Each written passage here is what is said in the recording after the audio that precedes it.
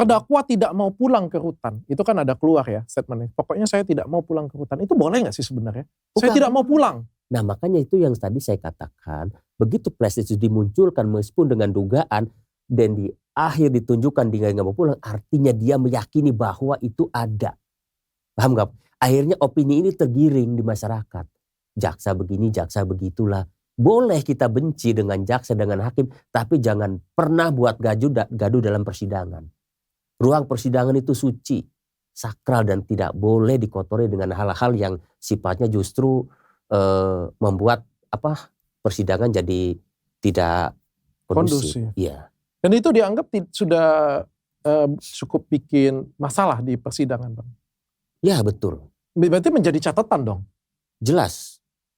Pastinya merugikan. Makanya saya komentari bahwa persidangan itu sudah merugikan Nikita Mirzani secara personal, dari saksi segala macam gitu loh.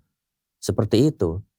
Sekarang majelis hakim begitu dimohonkan dia berbalik, itu juga kan jadi jadi di medsos itu jadi seolah-olah hakim takut, hakim tidak menghiraukan gitu loh kan.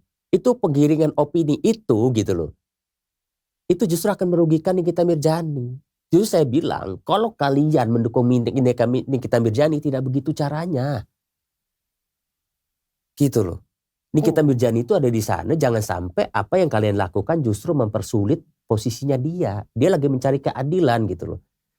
Jadi ini seolah-olah pada ngomporin lah gitu loh. Malah seperti menyerang jaksanya, menyerang hakimnya. Iya. Sekarang kalau memang jaksa itu nakal, hakim itu nakal, buktikan, laporkan, kan ada koridornya. Betul. Dan persidangan ini masih by proses. Masih lama, belum ada putusan. Kalian sudah menjas hakim begini begitu, udah menjas jaksa begini begitu kan? Nggak bagus dong.